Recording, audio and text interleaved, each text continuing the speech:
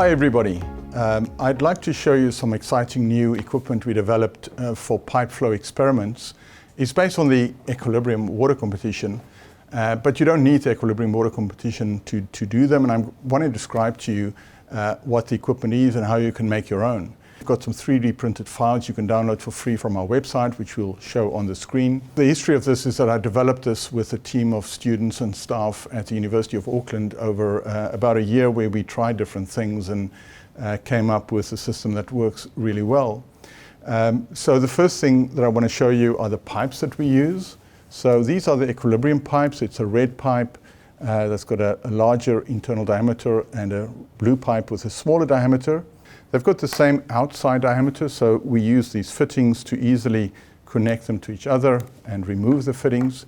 You can use your own type of pipes. There are all sorts of acrylic pipes that you can buy in different diameters, and look for a fitting that goes over the outside. You don't want to put something on the inside that restricts the flow.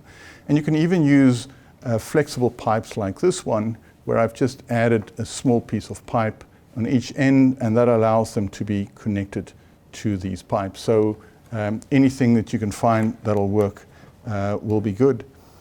The second component I want to show you are these piezometers. Now, a piezometer is just a tube that allows the water to rise to show the pressure in the system. These are just 12mm acrylic pipes that you buy from a hardware store. And what I did on the other side is use a bit of plastic pipe.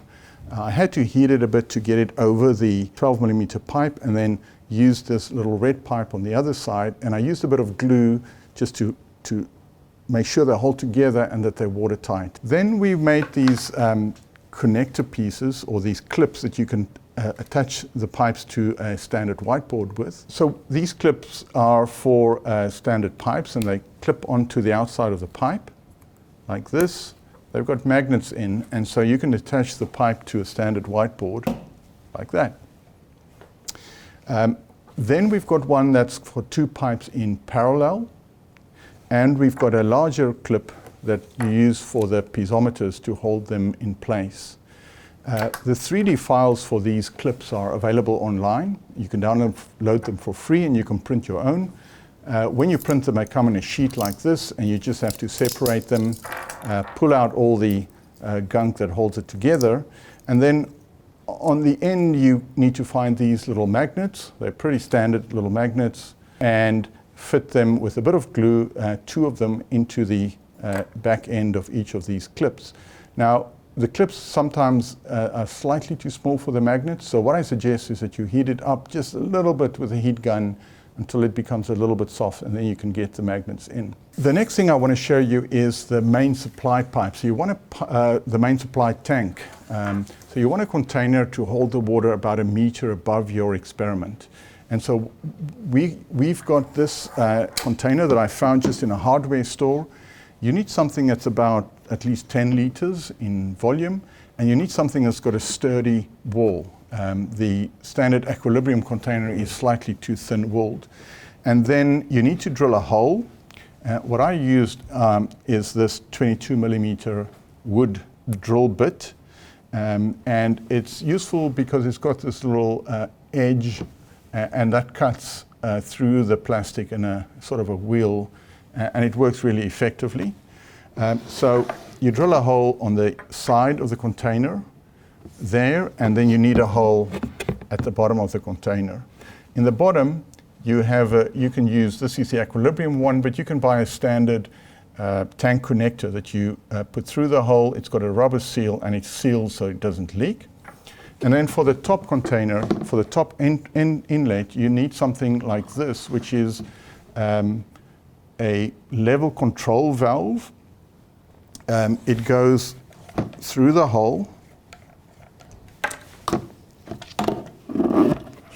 there, and then as the water, as it fills up, it'll close the valve, and it will stop the container from overflowing and keep it at a nice steady level when you're operating them. And this is also why you need a sturdy container, because you need something that can hold the forces of this pushing up to close the valve. The next component I have are these steel rulers. And this is just a standard steel ruler, and we use magnets at the back. You can glue them or they stick by themselves.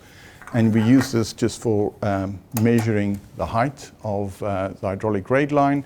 But you can put a bit of a spirit level on it. And because you also want a horizontal line on your whiteboard so you can have a datum level, and you want to be able to put that datum level wherever you want.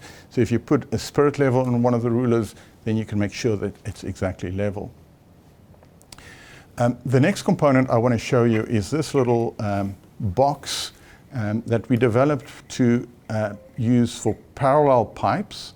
And so it's got two parts. It's this little box here with the openings, connection points, and then this is the lid.